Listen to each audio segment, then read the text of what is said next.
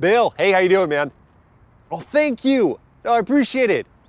Yeah, it's called the CS diet. 30,000. Crazy, I know, right? But hey, results. All right, I'll see you later.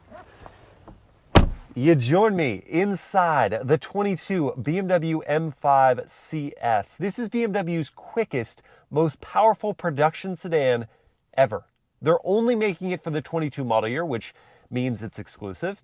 It has more power and is lighter weight than the M5 Competition, already a stupid fast vehicle, and it has bronze wheels, which obviously stands for a lot. So in this in-depth review of its exterior, interior, and driving dynamics, we're going to see whether adding the word sport to the end of competition makes this one of the most exciting vehicles you can buy and is worthy of that high-cost diet. That's today on Miles Per Hour.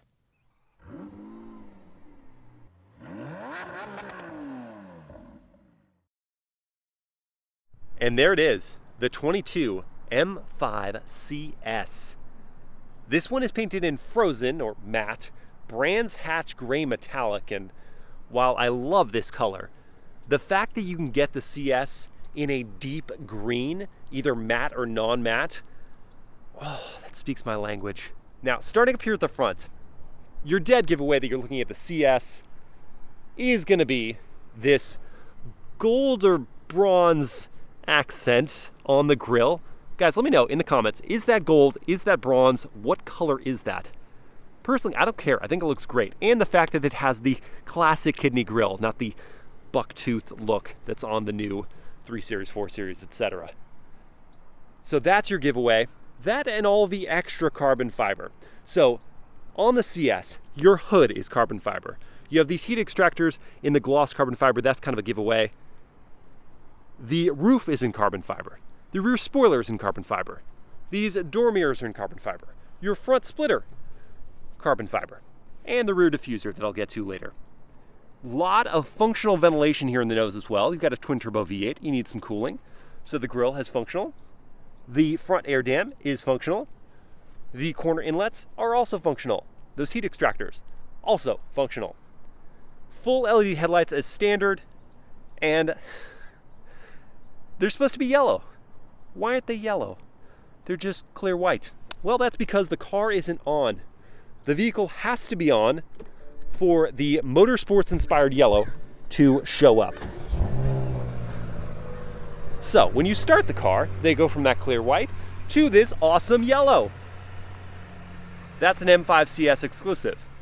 But yeah, car not on, they're not going to be full yellow. And furthermore, if you switch to full headlights, they're going to be half clear, half yellow. Clear, yellow.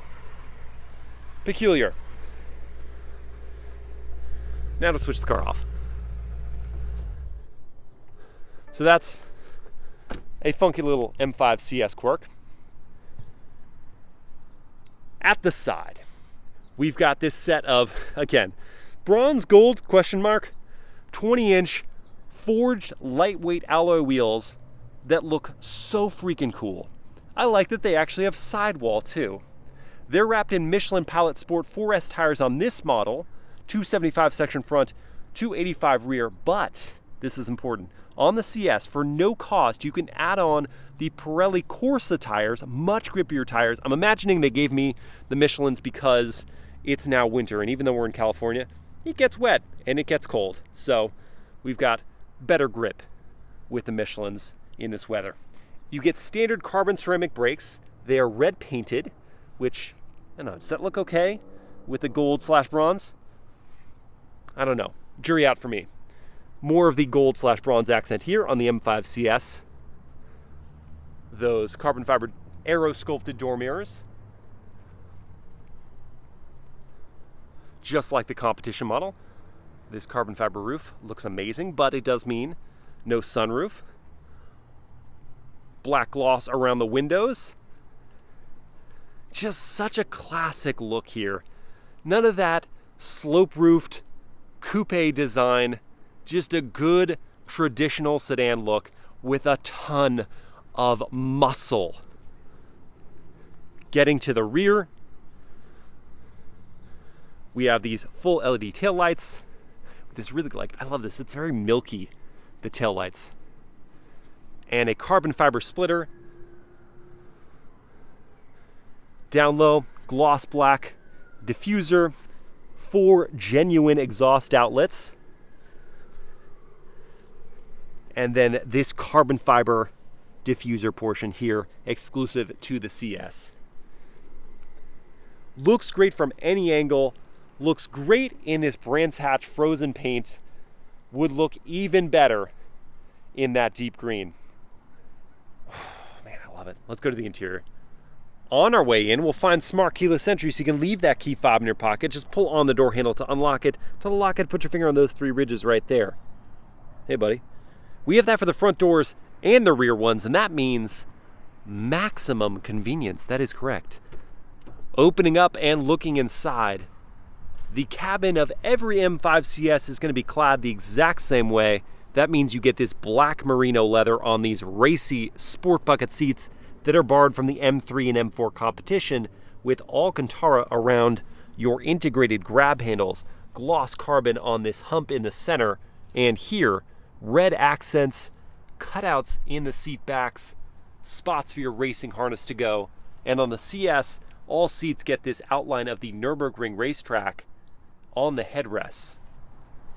They are heated, they're no longer ventilated like the M5 and M5 Competition, but they're still power adjustable. Interesting when you're trying to save weight. You've got adjustments for the bolsters, for the slide and recline. M5 floor mats. M5 CS illuminated tread plates. Leather all up on the door panels.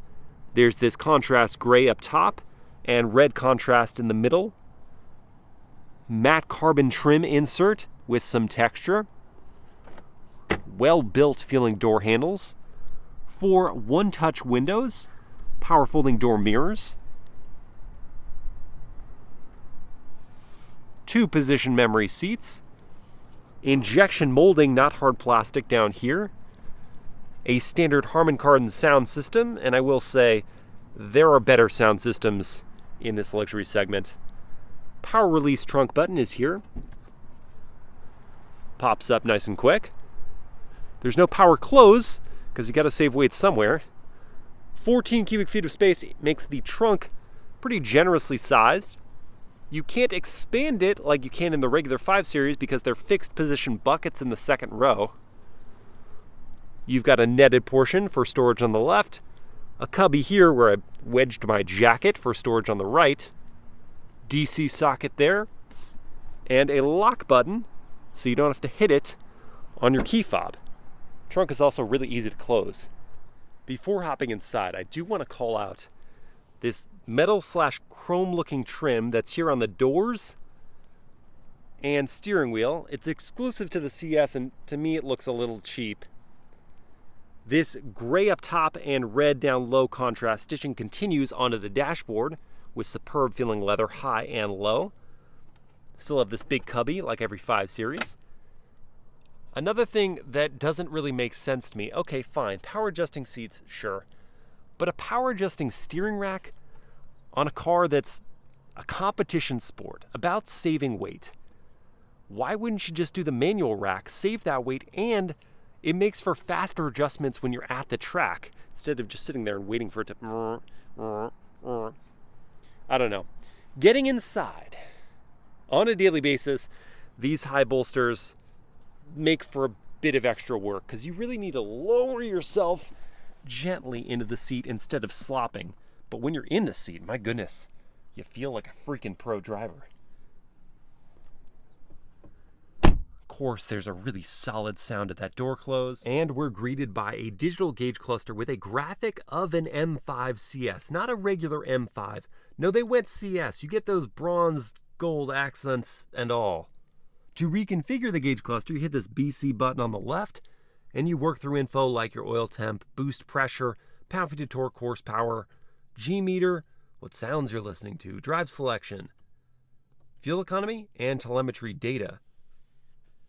To adjust it a second way, when you hit the M mode button, you go from M mode road to M mode sport, and if you hold it, you go to M mode track. M Mode Sport gives you this display with a border of 2 tachometers on the left and right side. And when you're in motion, that speed readout there goes into the center along with your gear selection. If you go into track, you hold it and it will turn off the center screen, helping you just focus on the gauge cluster and on the head-up display. It's pretty neat. Always on the left-hand side, you'll have your fuel. Always on the right, you'll have your oil temperature. Not as adjustable as the MBUX system, but still really high resolution and very cool. There's also a head-up display that I'm going to turn the car on to access. And in M Mode Sport, you get this horizontal tachometer that takes over the whole display. It's pretty neat. On the steering wheel itself, we're going to have your M Mode 1 and M Mode 2 buttons, reconfigurable in the infotainment. We have, just like the M3 and M4 Competition, these carbon fiber fasciaed paddles. I say fascia because they're not carbon fiber through and through. If you go to the backs, there's this red plastic backing with bumps for texture. And there's good travel with the paddles, and they're very tall, but they're not carbon fiber through and through. You do have these cutouts for the minus and plus signs. On the right side of the wheel are some settings for your head-up display and voice commands and volume. On the left side is for your cruise control. Just cruise control, not adaptive cruise control. You give that up and the steering assistance with the M5 CS. You do still have lane keep assist with this vehicle though. Turn signal stalk, pull that up and the signals show up right in the center. And right now I'm showing you what they look like from the outside as well. On the right side is your wiper settings. Perched up on the dashboard is this 12-inch touchscreen infotainment with wireless Apple CarPlay. I'll show you that. It takes over the whole screen. It's super responsive like the native system. These tiles can be reconfigured at any time. Hit that button and then drag them around for a custom look. To go into car settings, hit the car button. Go into the M menu. You can reconfigure your M1 and M2 buttons. Everything from the throttle response to the transmission tuning, suspension, steering feel, traction control, and your all-wheel drive system. You can have it locked in all-wheel drive at all times for safety. All-wheel drive sport allows some play in it and enables launch control, and then you can lock it in rear drive mode for shenanigans. Sound control, you can have that on or off. That'll pipe in through the speakers some audio from the engine. And I won't go through absolutely everything in this infotainment. I'll let you guys watch my walk-around video where I don't say anything, I just show you stuff. Now to go into reverse, I'm going to bring up the wide-angle backup camera. One thing the CS does without is the 360 view and the 3D projection of the car. That's pretty cool. You don't have that, you just get parking sensors. Just be careful, don't scrape up those wheels. BMW does use this high gloss black extensively in this cabin, and the smudges are not fun. It's around the start-stop button, it's around your media settings, your climate control settings down here. Ooh, nice feedback through that wheel. And it's off to the left around your headlight controls, and the most heinous application to me is here in the center console, because it's by buttons you'll use frequently. Your auto hold button, so you can take your foot off the brake at a stoplight, your e-brake, parking sensors, sound control, M-mode setup, traction control. Why? Why not do like a anthracite wood that would go really well with a matte carbon, which looks amazing? Why not do that? It's even on the gear selector, which, okay, I guess I'll give it a pass there. But the leather and the red and the gloss black, why gloss black? Don't do that. iDrive controller here. That is a redundancy to being able to touch the screen or use the voice commands. This will allow you to not have to look at the screen, just be able to drive and use the controller. Redundancies are great. Please don't give up redundancies, automakers. And the iDrive is super intuitive. Push back the carbon fiber layer, and you find a wireless smartphone charging pad. Yes, you still have that on a CS model BMW, with a USB port there, DC socket here, some very small drink holders, and your key fob, which is just standard BMW M fare with a tricolor on the side, unlock, lock, trunk release, panic button. I wish they did something special for CS. Put like CS embedded in the back, or put a tinge of that bronze/gold somewhere, just to tell people you spent the extra money. It's a fine fob, it's not special. No storage in the center console area to save weight, question mark. You can open it up. You do have the red stitching, and it's nicely padded for your elbows to rest on. On the passenger side, we've got stitched gray leather up here on the dashboard, and I like the design of that. I love the matte carbon on the passenger side with a red CS badge, red contrast stitch below that. The glove box is a little small. That's okay, life goes on, except that the storage in this cabin is not amazing, so maybe you need it. The rearview mirror is unexciting. It just looks like a rearview mirror. Not frameless, not digital, gets the job done anyway. Cabin illumination with these LEDs, that's good. And the headliner covered in Alcantara, a very nice touch. And look at this, you can see the shape of the doming they do on this. Why did they do that? Well, because a taller driver wearing a helmet is gonna need the extra headroom, so BMW thought of that. Yes, drivers first. Thank you, BMW. Visibility in the cabin is fantastic, of course. It's a sedan, it's not an SUV with massive pillars. That checks the box for me. The steering wheel, I don't think I mentioned this, it's very thick. And I know BMW and Mercedes-AMG do thick wheels. I have a large size hand for reference, and it kind of just barely fits it right. I think they could have gotten away with a slightly thinner rim to this. I like the tricolor stitched on the inside, the Alcantara wrapping, and the diameter of the wheel is just perfect. It's just slightly too thick for my preference. Let's go check out the rear seats. Oh man, that was actually a labor to get over the bolster lip. The rear seats on the CS are freaking cool. I mean, talk about feeling special as a rear passenger in these defined buckets with your M tricolor seatbelts, staring at the backs of carbon fiber chairs, leather on the door panels with the carbon fiber trim, just like the front seats. Getting in, well, it's a lot easier than the front seats. And at 6 feet tall behind my own driving position, I've got plenty of knee room. The foot pockets are good size to slide my feet under, and the thigh support couldn't be better. I'm genuinely comfortable. Full-size adults are not gonna have any problem in the back, and especially because it's not a slope-roofed whatever. I've got headroom. Headroom in a super sedan.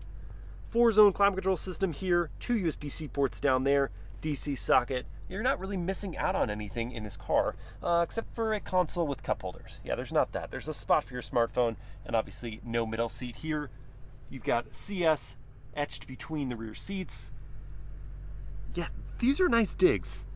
And once again, I just feel freaking cool as a rear passenger, which is just not always the case. All right. With all that shown, couple last things before we hit the road. One, slowly. I forgot to show the sun visors, so I'll show those. Vanity. And no, doesn't slide. So you got this gap here for the sunlight to come through. Oh well, it's time for a big bottle test. Will it fit in the M5 CS? I don't think so, but we're gonna find out. Slide this forward. Cup holders are small. Too small, not gonna fit there. No storage in the center console. Door pocket. What's it gonna be? I had to catch it. No, I don't think so. Door test. Ejected. Doesn't fit. So it's a fail of the big bottle test, but is it a fail of the rev test? Let's find out. Setup. Sport Plus. Rev it out. Oh, I don't think so. No, I think this is gonna be a pass. Let's take it for a drive.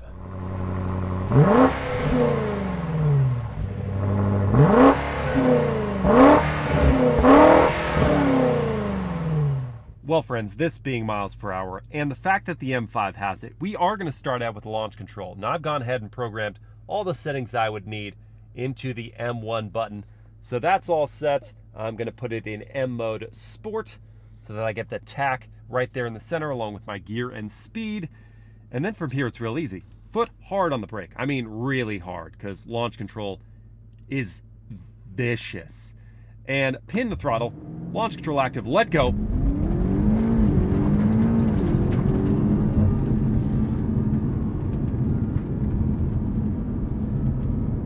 Didn't swallow And so I choked a little bit right there. Good gravy.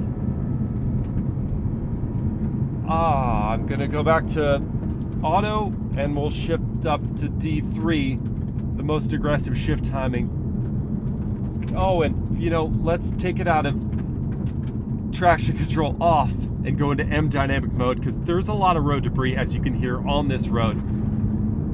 Even with that, and even with the fact that we're on the Pilot Sports, not the stickier Corsa Rs,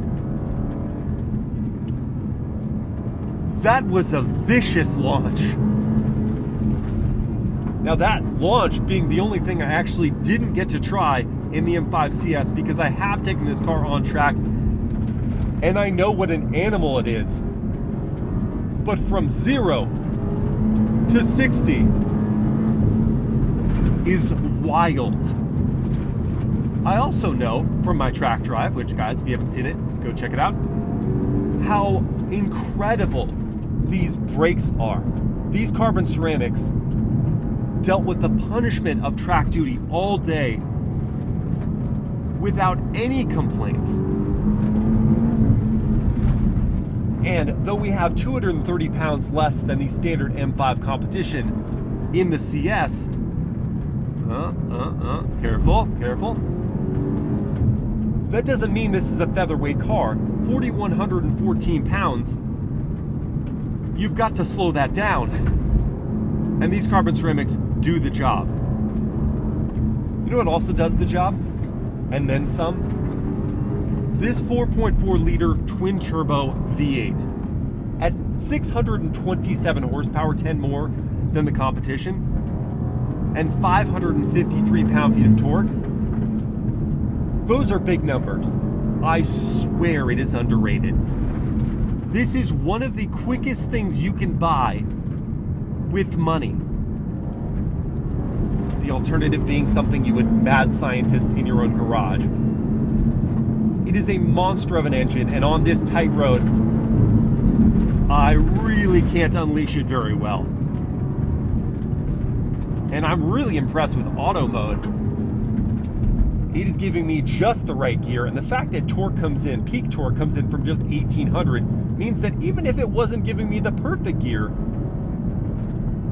I would have enough thrust to rock it out of corners. All right, now we're gonna do that again, and I'm gonna change some settings. For one, we're gonna do manual mode. So click it over once more. I'm gonna leave it in M dynamic mode. Actually, that's the only thing we're changing. We're going into manual mode. And I'll tell you what, you do notice the weight savings relative to the M5 Competition, especially with its movement side to side. There's just not that pendulum, thank you, I could not remember the word, I'm thanking myself, pendulum effect quite as much as the standard M5 Competition. And that sort of encourages you to attack corners all the more aggressively. The turn-in is instant, and they got the weight very right in sports steering mode. There is a bit of a mystery to the level of grip that I have from these tires.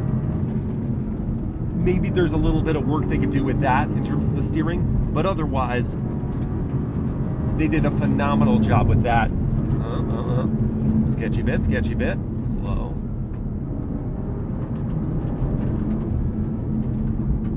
The stiffening they did to the anti-roll bar in the rear, the springs, the toe link mounts, the engine mounts, it all plays in to help this car feel like it's much more on its toes than the M5 Competition, which, by the way, they softened the suspension this year, and that, I think, creates a bigger gap between that car and this one for this kind of activity.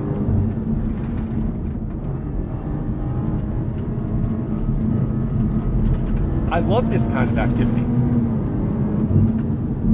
And I'm very thankful for those brakes, yet again.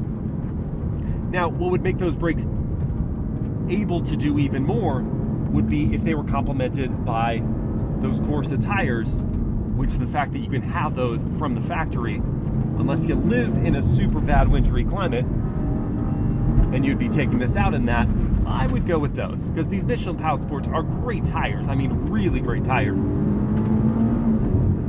But from my track experience, I know there's something being left on the table here. Another thing you feel really well through the corners is that active M differential, just shuttling the power to that outside wheel. This is an animal. One of the best cars I've ever driven, and damn near the best sedan I've ever driven.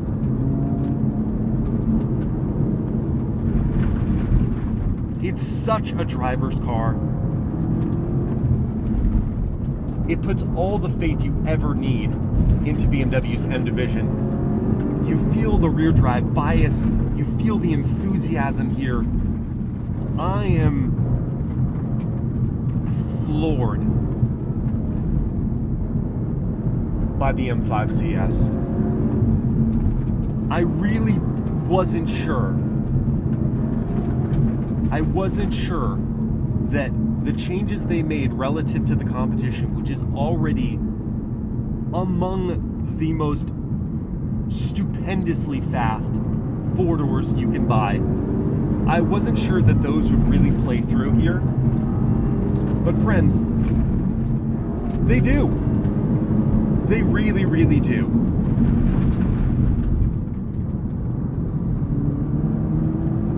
I didn't mention the soundtrack. BMW tuned this stainless steel exhaust especially for the CS. And while by cutting out some of the sound bending, you do hear that exhaust noise better, that and the fact that you can have it piped into this cabin. But it's a very good noise. And that adds to the fun.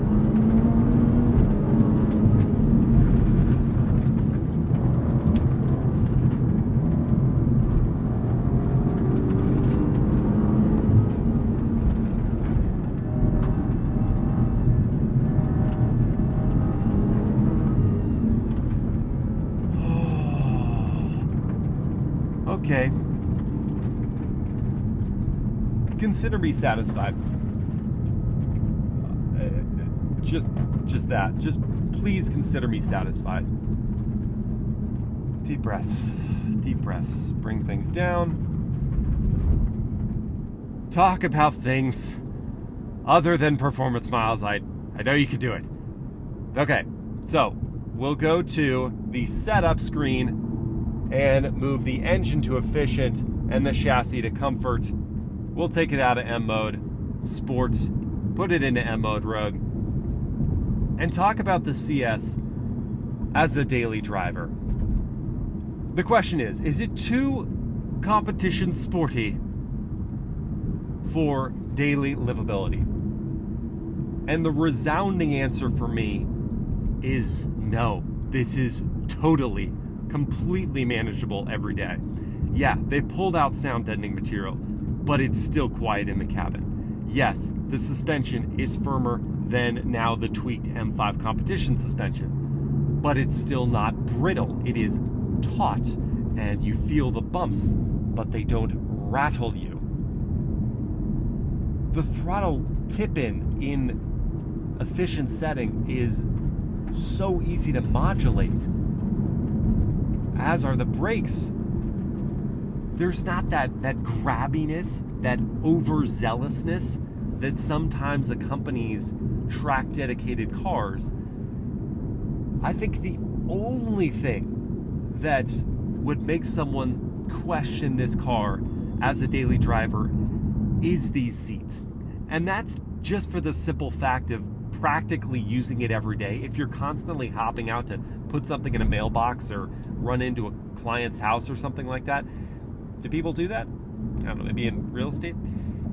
Then the slosh of getting in and out of these high bolstered sports seats could get tedious. But when you're in them, and if you're like commuting in them and only getting in and out like a couple times a day, don't have any misgivings, because they're extraordinarily comfortable, especially for someone on the narrower side. If I was quite a bit wider, then yeah, even though I can adjust the side bolsters, the shape of the seats themselves is for a narrower torso.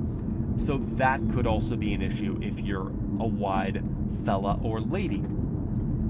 Short of those things, this is a competent, comfortable, luxurious, well-riding, and totally livable daily driver that happens to look completely boss. Is it the way I would spend my monies? Is it worth almost $30,000 over the M5 Competition? And is it worth quite a bit more than its competitors, which really it doesn't have a true direct rival? At $142,995, it's certainly more expensive than the two cars I would consider it stacking up well against. The Cadillac CT5-V Blackwing, which another one I had a chance to throttle on the track and loved every second of it, but that one's about $85,000 to start, so almost 60 grand cheaper, and you can get it with a manual. And there is still that extra level of driving engagement that you get from a manual gearbox, especially one like the Caddies where you don't have to lift between shifts. But it being solely rear drive, it's 668 horsepower more than the CS, can't quite make it to the road surface quite as well as this all-wheel drive CS, and so it gets to 60 in 3.4 seconds to the CS's 2.8. Its top speed is higher at 205 miles per hour, if that matters to you. And once again, it's so good in the way it thrills you on track and on road. That supercharged V8 sounds incredible. The manual gearbox feels so good to use. It's dynamically superb, perhaps 1 or 2 degrees less precise than the CS. And the Mercedes-AMG E63 S would be another one you'd probably shop against this, but without a black series. And that's really kind of the echelon that the CS is talking about here. An equivalent black series from AMG, you just have the E63S's 603 horsepower at, what is it, $110,000 to start. It gets to 60 in 3.0 seconds, no slouch, 0.2 seconds slower than this. Top speed is 186 miles per hour, a little slower than the 190 miles per hour in the CS. It's a very good car. I don't think it looks as good as this. I don't think it thrills as much to drive. It just doesn't feel as special. It would be between the Blackwing and this for me. I would load up my Blackwing to, $100,000, make it as nice as possible, and enjoy every second behind the wheel. We are going to remember the Blackwing as a beautiful swan song to the car enthusiast. And in like kind, I think we will remember the CS as a BMW flavored swan song to the car enthusiast. Because of that, I treasure both of those cars, and I really think it comes down to, one, your budget. A loaded up Blackwing is still going to be 30 grand cheaper than this, and two, kind of just your vibe. Do you want a manual gearbox as much, or are you okay with a really sweet 8-speed and the look of this car and the performance? That'll leave up to you. But guys, I hope you enjoyed this in-depth review, and if you did, please like, comment, and share the video. Subscribe to the channel, hit that bell to get notified. Had to create some room so I could say this. Until next time, auf Wiedersehen.